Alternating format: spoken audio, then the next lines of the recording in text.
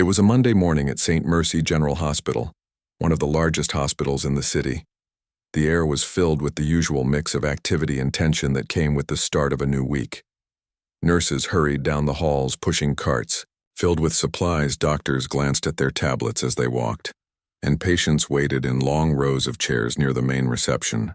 The smell of coffee, disinfectant, and something faintly metallic hung in the air, the typical scent of a place where life and illness met every single day. Outside, the sky was still gray with early morning clouds, and rain threatened to fall again. People came in wearing coats damp from drizzle. It was one of those mornings where everything felt slow but also busy, as if the world hadn't fully woken up yet, but was already rushing somewhere. In the middle of all this movement, a woman stood quietly near the main reception desk. She looked like any other visitor. Her outfit was simple: dark jeans, a navy blazer, comfortable shoes. Her hair was pulled back neatly, and she carried a small brown handbag over her shoulder. Nothing about her appearance shouted importance. She looked calm, patient, and perhaps a little thoughtful as she watched the staff go about their work. Her name was Dr. Angela Morris, though that was something no one in the lobby knew at that moment. She was the newly appointed director of St. Mercy General Hospital, having taken over the position just 2 weeks earlier after years of experience in administration and medicine. Angela had built a reputation as a calm but powerful leader, someone who believed in fairness, compassion, and discipline in equal measure. But today, she didn't come in as the director. She came in as an observer, a quiet visitor who wanted to see how the hospital truly functioned when no one knew she was watching.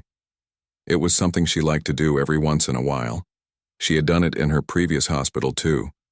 She believed that to understand how patients were treated, you couldn't rely only on reports or meetings. You had to see it for yourself: the body language, the tone of voice, the little details that numbers never captured. So she stood there, hands resting lightly on her bag, scanning the waiting area. She noticed the elderly man sitting in a wheelchair near the wall, his hands trembling slightly as he clutched a paper cup of water. She saw the mother soothing her crying toddler near the corner. She heard a young man speaking softly on the phone, probably explaining to someone that his appointment was running late. These were ordinary scenes, but they told her a lot about the hospital's rhythm and mood. Angela smiled slightly. She had always loved hospitals despite their chaos. To her, they were places of hope. Behind every busy nurse and every worried patient, there was a story of survival or courage. She had dedicated her entire career to making hospitals not just efficient, but kind. As she waited, a nurse walked briskly toward the desk. She looked to be in her early 30s, her white uniform perfectly pressed, her hair tied into a neat bun. The nurse's name tag read Karen. She carried a clipboard and looked like someone who took her job seriously, maybe too seriously. She moved quickly, checking the reception log, flipping through papers, and giving directions to another nurse who followed her. Angela noticed her immediately, mostly because of the nurse's energy. She seemed strict and no-nonsense, which could be a good thing in a hospital, but her tone with others was sharp. When an elderly patient asked where to check in, Karen pointed without even looking up. When a cleaner accidentally bumped her cart into a chair, she frowned and muttered something under her breath. Angela didn't judge right away. She knew how stressful healthcare work could be. Long hours, constant emergencies, demanding patience. It was easy to lose patience sometimes. Still, Angela believed kindness cost nothing, even on the hardest days. Karen eventually noticed Angela standing near the staff corridor. She paused, watching her for a moment. From her point of view, Angela looked like someone who might have wandered into the wrong area. She wasn't wearing a visitor badge or staff ID, and she was standing in a space usually reserved for hospital employees. "Excuse me," Karen said firmly, walking toward her. "Can I help you with something?" Angela turned to her and smiled politely. "Good morning. I was just waiting to see how things are running today." Karen frowned. "This area is for staff only, ma'am. Patients and visitors need to stay in the waiting zone." Angela nodded slowly. "I understand. I just wanted to check on—" Before she could finish, Karen interrupted. "I'm sorry, but you can't stand here. You'll need to wait by the reception desk or outside." Her voice was not rude exactly, but it carried a sharp edge. It was the kind of tone that said she was used to giving orders and expected them to be followed immediately. A few people nearby turned their heads, sensing a small confrontation. Angela stayed calm. "I see. I didn't mean to cause any trouble. I'm actually here to—" Karen's expression tightened. "Ma'am, I really need you to move. We have procedures here. Only authorized personnel are allowed past this point." Angela looked at her with quiet curiosity. She wasn't offended yet, just observant. She wanted to see how far the nurse would take it. She had come to the hospital in plain clothes for this exact reason, to see how people were treated when no one knew who they were. "I understand," Angela said softly. "But may I ask, do you treat all visitors this way?" Karen blinked, surprised by the question. "I treat everyone the same," she said quickly, her tone defensive now. "I follow rules. That's my job." "I respect that," Angela said, still smiling. "But sometimes following rules isn't enough. It's how you treat people that truly matters." Karen didn't seem to hear her. She motioned toward a nearby security guard who was just stepping into the lobby. "Can you please help this lady find the right waiting area?" she said loudly. A few patients looked up, curious. Angela felt a wave of discomfort, not for herself, but for what this moment represented. She had worked her entire life to create spaces where people of all backgrounds could feel respected, and yet here she was being treated as though she didn't belong, simply because she didn't look like she fit in. Still, she didn't raise her voice. She didn't need to. She wanted to see this moment through. The security guard, an older man with kind eyes, hesitated when he saw Angela. Ma'am, do you have an appointment?" Angela smiled. "Something like that." Karen sighed impatiently.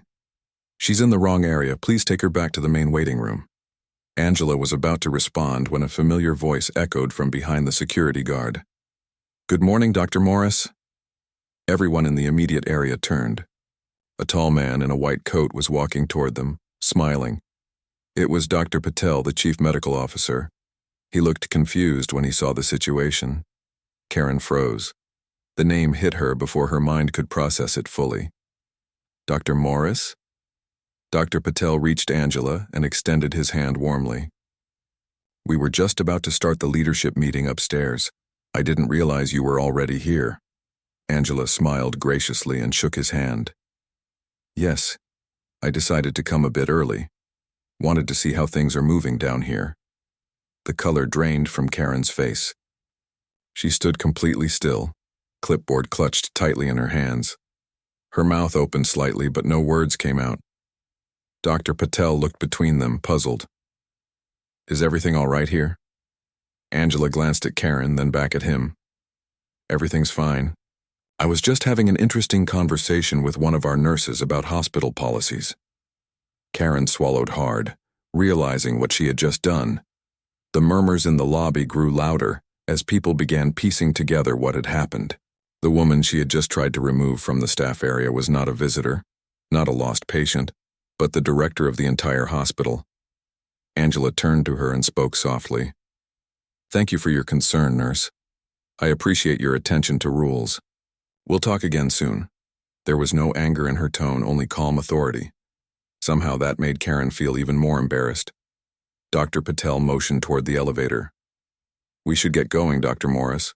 The department heads are waiting." Angela nodded and followed him, her heels clicking softly against the polished floor. Before stepping into the elevator, she glanced back at the lobby. Karen was still standing in the same spot, staring down at her clipboard, her face pale. The security guard gave her an awkward, sympathetic look, but said nothing. As the elevator doors closed, Angela exhaled quietly. She wasn't angry. She was thoughtful. In those few minutes, she had seen exactly what she needed to see. She had witnessed the attitude that shaped a patient's first experience, the tone that could either comfort or humiliate someone in distress. She had seen it many times before, how small assumptions could lead to big problems. People judged others too quickly. Sometimes it was about appearance, sometimes about class, sometimes something unspoken. Whatever the reason, it hurt people more than anyone realized. When the elevator reached the top floor, Dr. Patel began updating her about the day's schedule, but Angela's mind was still on the scene downstairs. She knew this incident wasn't just about one nurse's behavior. It was a reflection of something deeper, the culture within the hospital. And if she wanted to change it, she had to start with empathy, not punishment. She remembered something her mother used to tell her when she was young. Titles mean nothing if people don't feel your kindness. Those words had stayed with her all her life. Angela made a quiet decision right there. She would use this incident as a lesson for everyone, not through anger but through awareness. People often didn't realize the impact of their tone or the way they made others feel unseen. As she walked into the boardroom, the other department heads stood up to greet her. They didn't know what had just happened downstairs, and she didn't mention it, at least not yet. There would be a right time to tell that story. For now, she simply smiled, took her seat at the head of the table, and opened her notebook. She looked around at the faces of her team, doctors, administrators, department supervisors, all waiting for her to begin the meeting. "Good morning, everyone," she said with her usual calm tone. "Let's talk about how we can make this hospital not only efficient but also humane." As she spoke, the memory of that morning lingered in the back of her mind. The confused look on Karen's face, the shocked silence in the lobby, the curious eyes of the patients watching it all unfold. Angela knew that what had happened wasn't just an awkward encounter. It was a mirror reflecting the quiet, unspoken biases that could exist even in places meant to heal. She didn't plan to humiliate anyone or hold grudges. That wasn't her way. She wanted to transform this moment into something that could open eyes and hearts. And deep down, she hoped that one day, when someone else stood quietly in that same lobby, they would be treated not as an inconvenience but as a person who mattered. The morning meeting ended just after 10. The room slowly emptied as department heads left one by one, carrying their notes and coffee cups. The sound of footsteps faded down the hall, leaving the space quiet except for the soft hum of the air conditioning. Angela stayed behind for a moment, staring at the large hospital logo printed on the wall. She thought again about what had happened earlier that morning. It wasn't the first time she had seen something like that in her career. Over the years, she had learned that bias could appear anywhere, even in the most respected places. Among people who didn't mean any harm but acted out of habit or assumption. She wasn't angry at the nurse, not really. What she felt was disappointment. The hospital's culture was supposed to be built on compassion and respect. If a simple misunderstanding could lead to a staff member speaking harshly to someone, what happened when it was a nervous patient or an anxious family member? A knock on the door pulled her out of her thoughts. "Come in," she said. It was Dr. Patel holding a folder. "I wanted to go over the patient satisfaction reports before your next appointment," he said, then paused. He hesitated, studying her face. "You're thinking about what happened downstairs, aren't you?" Angela smiled faintly. "It's hard not to. I wasn't expecting such a revealing start to my day." He nodded. "Karen's a good nurse. Efficient, organized, but—" He stopped mid-sentence, searching for the right word. "Direct?" Angela offered. "That's one way to put it," he said, smiling slightly. "She means well, but she doesn't always realize how she comes across. Some patients have mentioned her tone before. Nothing serious, just abrupt." Angela sighed softly. "It's not about being abrupt. It's about awareness. The way she spoke to me wasn't just about rules, it was about how she saw me. She assumed I didn't belong." Dr. Patel nodded again, looking thoughtful. "You're right. And that's not how we want anyone here to feel." Angela sat back in her chair, her eyes drifting toward the window, where sunlight had started to peek through the clouds. "When I was younger, I went through something similar," she said quietly. "I was in a hospital lobby waiting to see a mentor who had invited me to shadow her. A staff member mistook me for a janitor and told me I shouldn't be standing near the elevators. I never forgot how small that made me feel." Dr. Patel didn't say anything for a few seconds. He knew she wasn't just talking about the past, she was talking about what she saw that morning. "I think we need to talk about this," Angela said finally, "not to embarrass anyone but to help people understand. Respect is part of patient care. It starts the moment someone walks through our doors." Dr. Patel agreed. You want me to set up a staff meeting? Yes, she said. Tomorrow afternoon. Everyone who interacts with patients should be there. After he left, Angela opened her notebook and began writing. She didn't plan to scold or lecture. She wanted to tell a story that could help her staff see the world through someone else's eyes. Meanwhile, downstairs in the staff break room, Karen sat at a table, staring at her untouched sandwich. Her hands were still trembling slightly. The morning had replayed in her head over and over again, each time making her stomach twist tighter. She had always thought of herself as a good nurse. She followed every rule, double-checked her charts, treated patients carefully. She worked extra shifts when needed, stayed late when the emergency room was short-staffed. But this morning had shaken her. She hadn't meant to be rude. She was just doing her job, keeping order. That's what she told herself. But the look on Dr. Morris's face before walking away, it wasn't angry, it was disappointed. That hurt more than if she had shouted. Her friend, another nurse named Helen, sat down beside her with a cup of tea. "You've been quiet all morning," Helen said gently. "You okay?" Karen looked up. "I think I messed up, Helen, big time." Helen tilted her head. "What happened?" Karen hesitated, then told her everything. By the time she finished, Helen's eyes were wide. "Wait, you told the hospital director to leave the staff area?"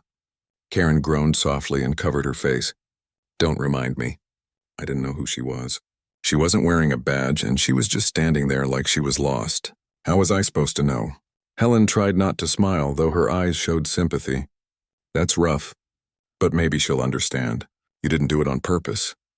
Karen nodded, but she wasn't convinced. "I was short with her, Helen. I didn't even give her a chance to explain. I just assumed." Helen reached out and touched her hand. "Hey, you can't change what happened, but you can learn from it." "Maybe she'll see that too," Karen sighed. "I hope so." The rest of her shift passed slowly. Every time she walked past the reception area, she felt a little knot tighten in her chest. She kept picturing Dr. Morris's calm expression, her steady voice, the way she didn't fight back or raise her tone. It was like she had known all along how things would unfold. Later that evening, Angela stayed at the hospital longer than usual. Most of the administrative offices were empty, and the halls were quiet. She walked through the departments one by one, greeting staff and checking in on patients. In every ward, people smiled when they saw her. Some recognized her from earlier meetings. Others didn't know who she was, but they felt the warmth in her approach. She stopped at the pediatric ward, where a little boy was coloring in a waiting room chair. His mother smiled nervously as she helped him choose crayons. Angela sat beside them for a few minutes, asking how long they'd been waiting. The woman said softly, "Only about 20 minutes. Everyone's been kind." That made Angela smile. There were good things happening here, many good things. But she knew kindness wasn't something that could exist in pockets. It had to flow through every department, from the janitorial staff to the surgeons. When she finally returned to her office, the clock showed nearly 7 in the evening. She turned off her computer and looked around the dimly lit room. On her desk lay a small photo of her mother in a nurse's uniform. Her mother had worked in healthcare for over 30 years and used to tell her stories about compassion that had nothing to do with medicine, like sitting beside a frightened patient, during a power outage, or bringing soup to an elderly woman who had no visitors. Angela picked up the photo and whispered softly, "You'd know what to say right now." The next day came quickly. The hospital was buzzing again by 8 in the morning. Nurses prepped rooms, doctors began rounds, and patients filled the waiting area just like before. But there was a quiet sense of curiosity among the staff. Word had spread that the new director was calling a meeting that afternoon, and no one knew exactly why. Karen had barely slept the night before. She kept wondering if the meeting was about her. Every time she thought about it, her stomach turned. When she arrived at work, she tried to focus on her usual duties, checking vitals, organizing reports, helping patients, but her mind wasn't steady. At noon, she was walking past the main lobby when she saw Dr. Morris standing near the window, talking to an elderly patient in a wheelchair. The man was smiling, laughing even as she listened attentively. Something about the sight struck Karen deeply. The woman she had misjudged so badly wasn't distant or intimidating. She was kind, approachable, human. After the conversation ended, Angela noticed Karen watching from a distance. She gave her a small nod, a gentle acknowledgement, not a reprimand. That small gesture eased a bit of the tension inside Karen's chest. By 3 o'clock, the large conference room on the second floor was filled with hospital staff. Nurses, receptionists, janitors, and medical assistants filled every seat. Karen sat near the back, her heart racing as she clutched a notepad, even though she wasn't sure she'd be able to write anything. Angela entered the room quietly, not carrying papers or charts, just a small notebook. The room fell silent as she reached the front. She looked around slowly, making eye contact with different people before speaking. "I wanted to thank all of you for coming," she began, her voice calm but clear. "I know everyone here works long hours and faces challenges every single day. Hospitals can be stressful places. We deal with pain, fear, and emergencies. It's not easy. But today, I want to talk about something simple, something that affects every one of us." She paused and let the silence stretch just long enough to hold attention. "I want to talk about respect," she continued. "Not the kind that comes from titles or uniforms, but the kind that comes from how we treat each other." A few people nodded slowly. Karen's eyes dropped to her lap. "Yesterday morning," Angela said softly, "I stood in our hospital lobby for a few minutes. I wasn't wearing my badge. I wasn't introduced to anyone. I just stood there like any visitor might. And in those few minutes I learned something important." The room grew quieter. You could almost hear the ticking of the clock on the wall. "Someone asked me to leave," she continued gently. "They thought I didn't belong where I was." I wasn't angry. But I was reminded of how quickly we sometimes make assumptions about people, based on how they look, how they dress, or what we think their role is. A low murmur ran through the crowd. Everyone understood what she meant. "I'm not sharing this story to embarrass anyone," Angela said. "I'm sharing it because it could have happened to anyone. Me, you, any patient who walks through our doors. Every person deserves kindness, no matter how tired we are or how busy things get. Our patients notice it. Their families notice it. And so do we." She let her words settle. Then she smiled, the kind of smile that softened the air in the room. "I believe this hospital can be more than just a place where people come to heal their bodies. It can be a place where they also feel seen, respected, and safe. That starts with us. Each interaction we have with a patient, a visitor, or each other shapes the reputation of this hospital more than any medical achievement ever could." When the meeting ended, there was no applause, no formal closing. Just quiet reflection. People left the room in silence, each carrying their own thoughts. Karen sat frozen for a moment, her throat tight. She knew the story was about her, and yet she felt grateful that Dr. Morris hadn't said her name or pointed fingers. Instead, she had turned an embarrassing moment into a lesson for everyone. As Karen stood to leave, Angela caught her eye and smiled again, warmly, forgivingly. For the first time since yesterday, Karen smiled back. She didn't say anything then, but she promised herself that she would speak to Dr. Morris soon, not to defend herself, but to thank her for handling things with grace instead of anger. And as she walked back to her station, she thought quietly, "Maybe this is the moment that will change the way I see people forever." The next morning began quietly at St. Mercy General Hospital. The sun was barely up, and the first light of dawn spilled softly through the large glass windows of the lobby. The smell of fresh coffee floated from the cafeteria, mixing with the faint scent of disinfectant that always lingered in the air.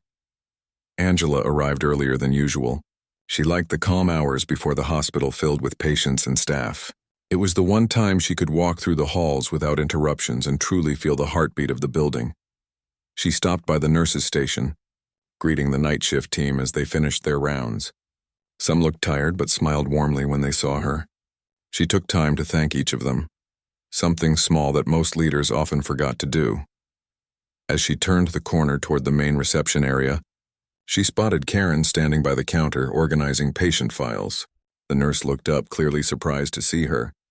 Their eyes met, and for a moment there was silence. Then Angela smiled, and Karen, though nervous, managed a small smile back. "Good morning," Angela said softly. "Good morning." "Dr. Morris," Karen replied, her voice polite but uncertain. Angela paused, noticing the tension in her shoulders. "How are you today?" Karen hesitated before answering. "I'm fine, thank you." "And you?" "I'm well." Angela said gently. You've had a busy week, haven't you?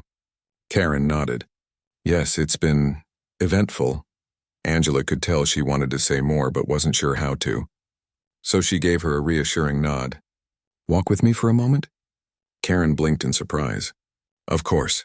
They walked slowly down the hall together. A few nurses glanced curiously at the sight of the hospital director walking side by side with one of the staff nurses. Neither of them spoke for a while, and the silence stretched comfortably between them. Finally, Angela said, I wanted to thank you for attending yesterday's meeting. Karen nodded. It was important. I learned a lot. Angela smiled softly. Good, that was the goal. I didn't want anyone to feel blamed. I just wanted everyone to think a little deeper about what our actions mean. Karen stopped walking and took a quiet breath. Dr. Morris, I need to apologize. Angela turned to her, her expression calm. I shouldn't have spoken to you that way the other morning, Karen said, her voice trembling slightly. I thought I was following the rules, but I realize now that I wasn't really listening or paying attention. I made an assumption and it was wrong. I'm truly sorry. Angela's eyes softened. Thank you for saying that, she said quietly. That means a lot. But I want you to know I don't hold any anger toward you. In fact, I'm glad it happened. Karen looked startled. Glad? Yes, Angela said, smiling gently. Because it opened up a chance for all of us to learn something. Sometimes life teaches us through moments that are uncomfortable. What matters most is what we do after them. Karen nodded slowly, her eyes glistening slightly. I understand. Angela placed a hand lightly on her shoulder. You're a good nurse. I've looked at your record. Patients trust you. You're efficient and dedicated. You just need to balance that with empathy. Rules are important, but so is heart. Karen swallowed hard, her throat tight. I'll do better. I promise. I know you will, Angela said kindly, and I'll help you get there. They continued walking, talking about small changes that could make patient experiences better, greeting visitors with a smile, explaining procedures more patiently, checking in on families waiting in long lines. It wasn't about policies. It was about people. By the time they returned to the reception area, Karen felt lighter. For the first time in days, she wasn't consumed by guilt. Instead, she felt motivated. She had made a mistake, yes, but she also had a second chance. Later that day, Angela gathered a few department heads in her office. She had a new idea. I want to start something called the listening hour, she said. Every week I want one senior staff member, doctor, nurse, or administrator, to sit in the lobby for an hour and just listen. Listen to patients, families, even staff. No forms, no appointments. Just listen. Dr. Patel raised his eyebrows. That's different. You think people will open up like that? They will if we make them feel safe, Angela replied. People notice when someone genuinely wants to hear them, and will learn things we'd never find in reports. It didn't take long for the idea to spread through the hospital. Some staff were curious, others skeptical, but Angela's calm conviction inspired them to try. The following week, Karen volunteered to be one of the first participants. She wanted to show that she was serious about growing. On her assigned day, she sat in the lobby beside a small sign that read, Listening Hour, tell us your thoughts. At first, no one approached. People walked by, assuming it was some kind of survey. But after about 15 minutes, an elderly woman in a floral scarf stopped and sat beside her. Are you really listening? The woman asked, her voice gentle but cautious. Karen smiled warmly. Yes, ma'am. I'm here to listen to whatever you want to share. The woman took a deep breath. My husband was admitted last week. The doctors have been kind, but sometimes we wait hours without updates. It's hard not knowing what's happening. I just wish someone would talk to us more. Karen nodded slowly, taking in every word. You're right. Waiting can be the hardest part. I'll bring that up with our team. Thank you for telling me. The woman smiled faintly, her eyes softening. You remind me of my granddaughter. She's a nurse too. When she left, Karen sat still for a while, her heart full. It was such a small interaction, but it reminded her why she had chosen this job in the first place. To care, to connect. As the days went by, the listening hour became a regular part of the hospital's culture. Patients shared stories, families voiced concerns, and staff began to open up about challenges they faced on the job. It created a sense of unity that hadn't existed before. Angela often joined quietly, sitting nearby with a notebook. She didn't interrupt. She just listened and observed. She could feel the change slowly spreading, soft but steady like sunlight filtering through clouds. One afternoon, a janitor approached her during one of these sessions. He was an older man with kind eyes and a weary smile. "Dr. Morris," he said, "I've worked in this hospital for 15 years. I've seen directors come and go, but I've never seen one sit in the lobby like this." Angela smiled. "It's the best way to know what's really going on." He nodded. "You're doing something good here. People are starting to talk differently. You can feel it." Angela appreciated that deeply. Change, she knew, didn't come from speeches or slogans. It came from small human moments like this. Meanwhile, Karen continued to grow. She found herself listening more carefully, speaking more gently, and paying closer attention to how her words affected others. Her colleagues noticed the change too. She was still efficient, still firm when she needed to be, but now her tone carried warmth instead of impatience. One evening, as her shift was ending, a patient's daughter approached her. The woman looked tired and emotional, her hands clutching her bag tightly. "Thank you," she said quietly. Karen blinked. "For what?" "For being kind to my father today," the woman said. "He's been scared since the surgery, but you made him feel calm.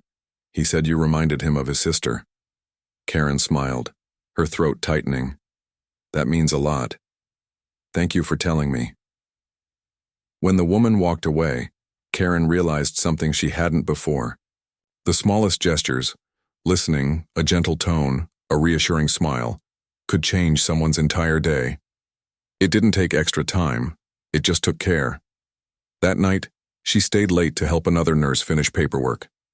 Angela happened to walk by, noticing her still at her station. "You're working overtime again?" Angela asked, amused. Karen smiled. "Just finishing up. I'm trying to set a better example these days." Angela nodded approvingly. "You already are." As she walked away, Angela felt proud, not just of Karen, but of everyone. Slowly, the hospital was becoming what she had envisioned, not just a place of treatment, but a place of compassion. Still, she knew the journey wasn't over. Change took time, and not everyone adapted easily. A few staff members still rolled their eyes at the listening hour or complained about wasting time on emotions. But Angela didn't let it discourage her.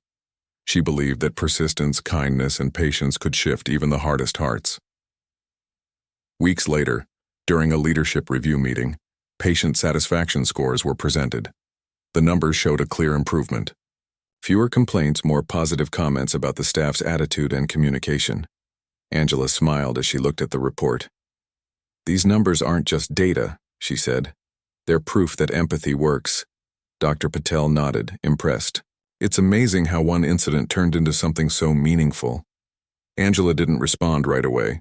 She thought back to that morning in the lobby, the confusion, the embarrassment, and the calm way she had handled it. She had trusted that something good could come out of it, and it had.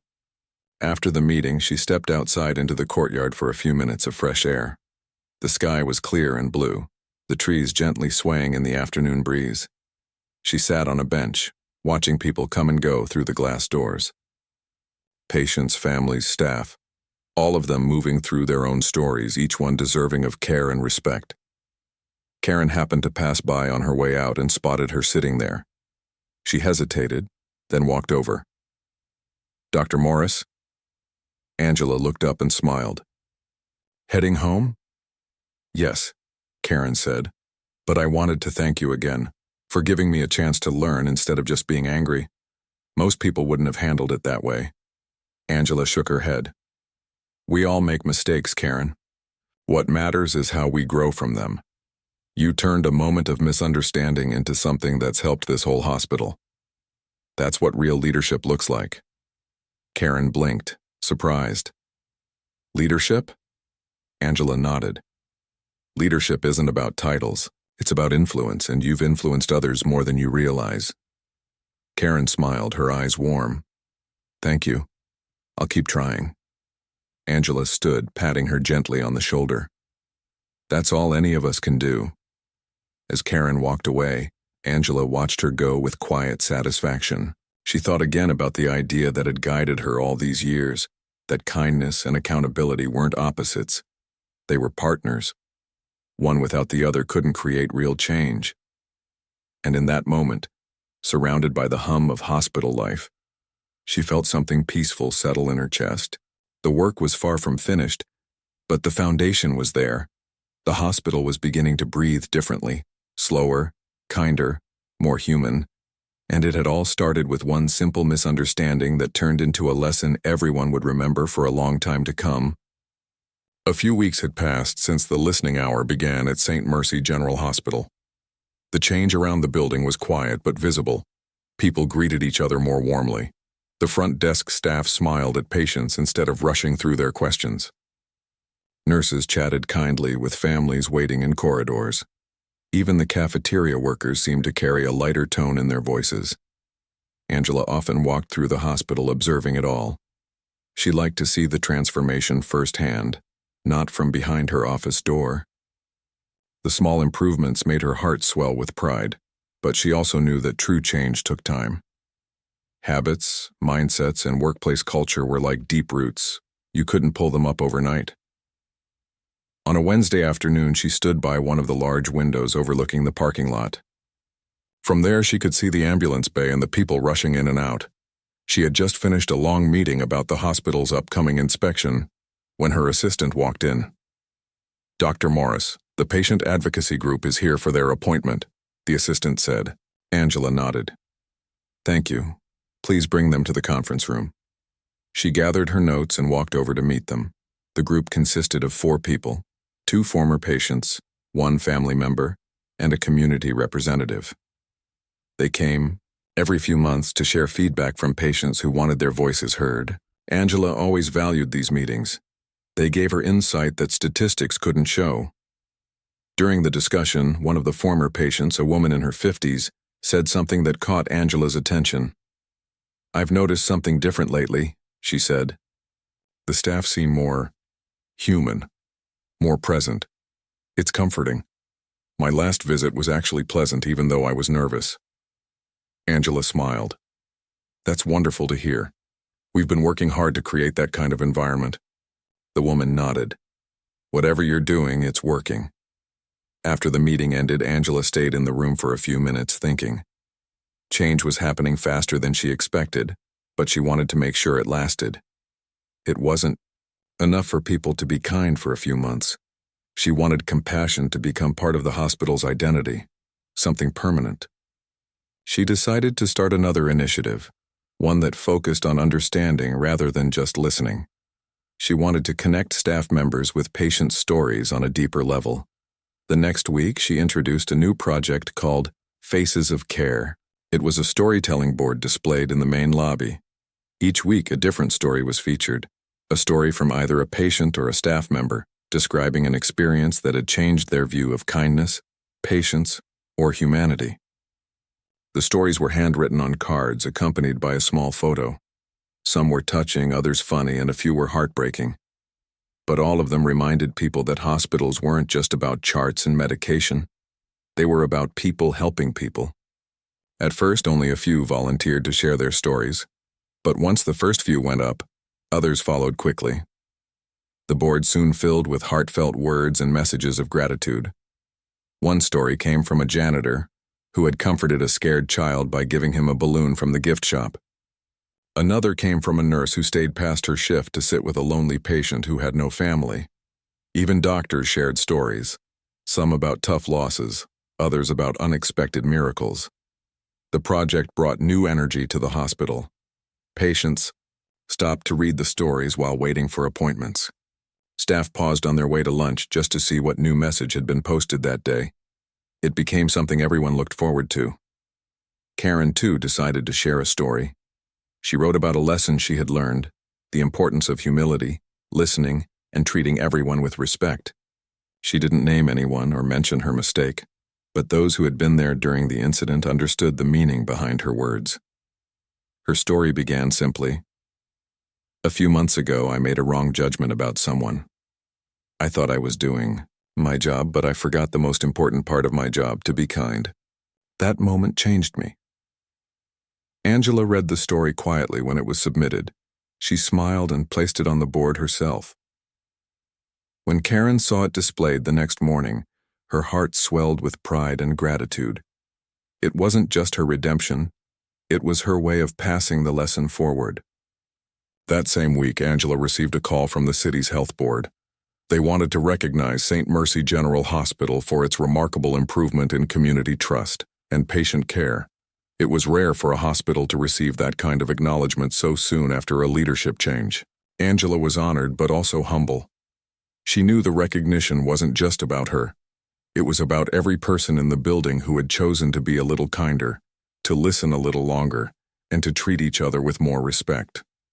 Later that day, as she walked through the main corridor, she overheard a young intern speaking to another doctor. The intern said, "It feels different working here. People actually care about how you're doing."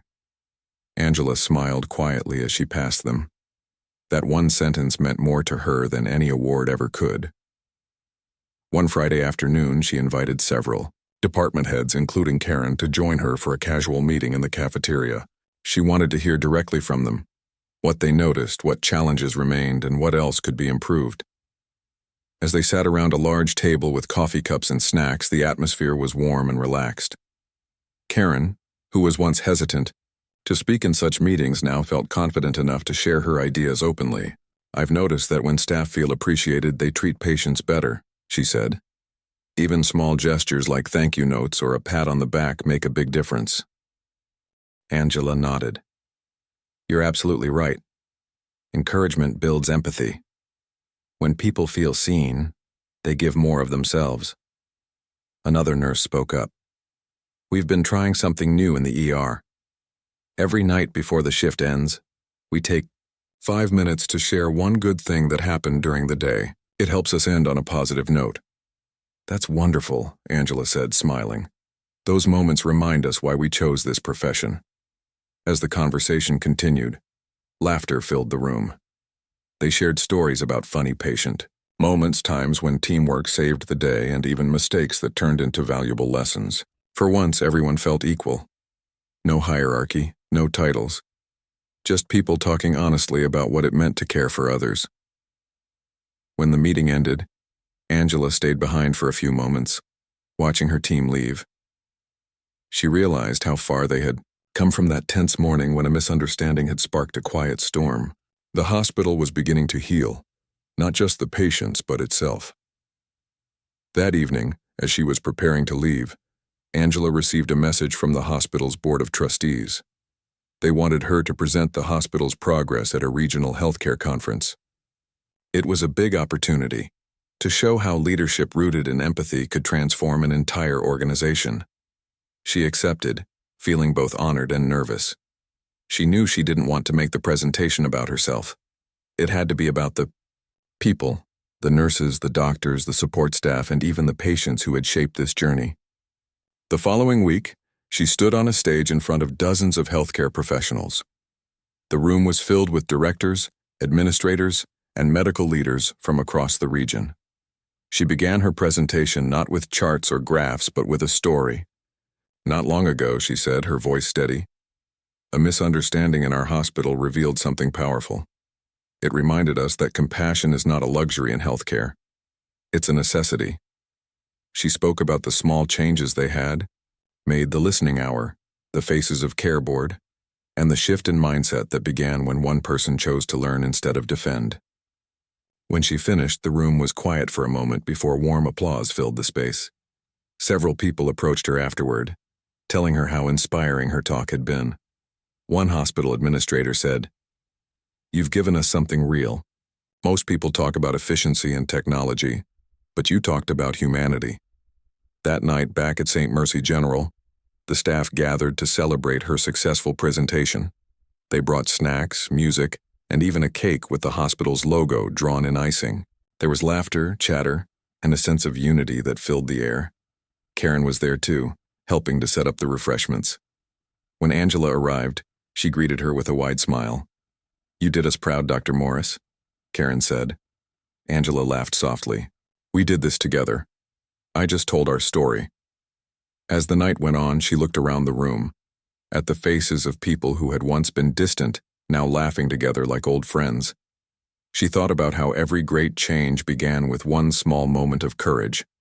For her, it had started in that lobby, with a nurse's harsh words and a decision not to respond with anger. Instead, she had chosen patience, and that single choice had set everything in motion. When the celebration ended, Angela stepped outside for a few minutes. The city lights shimmered in the distance, and the cool night air brushed gently against her face. She thought about how far she had come, from a young woman once mistaken for someone who didn't belong, to a leader shaping an entire hospital's future. But more than anything, she felt grateful for every person who had opened their heart a little wider, for every mistake that had turned into a lesson, and for every quiet act of kindness that made the hospital feel like home. Inside, Karen walked past the Faces of Care board one last time before heading home. She stopped and read one of the news stories posted that day. It was from a patient who had written, "I came here scared and left feeling cared for, not because of medicine, but because someone took the time to listen." Karen smiled softly. She didn't know who the patient was, but she felt the truth of those words deep inside her. That was what it was all about: listening, caring, and remembering that every person mattered. As she turned to leave, she saw Angela standing in the hallway, watching quietly with a peaceful expression. Their eyes met, and they exchanged a silent nod of understanding. Neither of them needed to say a word. They both knew what this moment meant. It was proof that kindness could build something stronger than authority or fear. It could rebuild trust, reshape lives, and change the heart of a place forever. And as the lights dimmed in the hallway and the last echo of footsteps faded, St. Mercy General stood quietly in the night, a building full of stories, lessons, and people who had learned that respect wasn't something you demanded. It was something you gave. The morning sun filtered softly through the large glass windows of St. Mercy General Hospital. The air smelled faintly of coffee and fresh linen, a scent familiar to every nurse, doctor, and patient who had walked through those doors.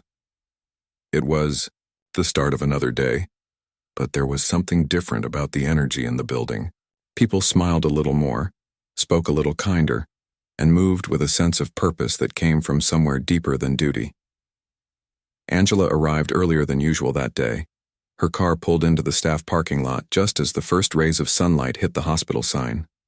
She sat for a moment, hands resting on the steering wheel, taking a slow breath. It had been nearly 6 months since that morning in the lobby, the morning when one misunderstanding had exposed the cracks in the hospital's culture. Now the place was almost unrecognizable. She stepped out of the car, straightened her coat, and walked toward the entrance. The security guard at the door greeted her with a cheerful, "Good morning, Dr. Morris." She smiled and waved, noticing how genuine his tone was. Inside, the lobby was calm and organized. The receptionist helped a patient fill out a form patiently, and the nurse at the triage desk bent down to talk to a little boy at his level, making him laugh with a silly face. The sight made Angela's heart warm. She walked over to the Faces of Care board, which had become one of the most loved parts of the hospital. It was now covered from top to bottom with handwritten stories, photos, and drawings. There were stories of bravery, forgiveness, second chances, and quiet heroism. Every time she looked at it, she saw proof that change wasn't just possible. It was alive and growing right there in front of her. As she read through a few new cards, she noticed one pinned right in the center. It was written on bright yellow paper in neat handwriting. "To the nurse who held my hand when I thought I was alone, thank you. You didn't just help me heal. You helped me believe that kindness still exists." There was no signature, but it didn't need one. The message spoke for many. Angela smiled softly, tracing her fingers over the edge of the note. This was what it was all about. She turned to head upstairs for her morning meeting with the hospital board. The elevator ride was quiet, and for a moment she found herself reflecting on how far things had come. Change had started with one uncomfortable moment, a moment that could have easily turned into anger or confrontation, but instead, it had become a turning point. When she reached the boardroom, several people were already there. The heads of departments, her assistant, and a few community representatives. There was a buzz of conversation and a feeling of optimism in the air. As the meeting began, one of the trustees cleared his throat and said, "Dr. Morris, we wanted to start by acknowledging your leadership. This hospital has seen one of the highest increases in patient satisfaction we've ever recorded. Staff turnover is down, morale is up, and the community's trust has returned. You've done more than improve a workplace. You've rebuilt its heart." Angela listened quietly, her expression humble. "Thank you," she said. "But this wasn't just me. Everyone here played a part. Every person who chose patience over frustration, kindness over pride. They made this happen." The room nodded in agreement. One of the senior doctors spoke up next. "It's true," he said. "I've been here 20 years. I've seen directors come and go, but I've never seen this kind of change. People care again. They actually look forward to coming to work." Angela smiled. "That's the best compliment any hospital can get." After the meeting, she walked back to her office. On her desk, there was a small envelope with her name written on it. Inside was a note from Karen. It read, "Dr. Morris, I just wanted to say thank you. Not for forgiving me, but for believing that I could do better. I've learned more in these past months than in all my years of nursing. You showed me that leadership isn't about authority. It's about humanity. I'll never forget that." Angela read the note twice, feeling a soft ache in her chest. The good kind. The kind that comes with gratitude. She placed the note gently in her drawer, next to a few other keepsakes she had saved, letters, photos, and mementos from this journey. Later that afternoon, there was a knock on her door. Karen stepped in, holding a folder. "I just wanted to drop off the training reports," she said. Angela smiled warmly. "Come in. Have a seat." Karen sat down, a little nervous but smiling. "It's hard to believe how much has changed," she said softly. "You were right. People just needed to feel seen." Angela nodded. "Sometimes that's all it takes. When people feel invisible, they stop giving their best."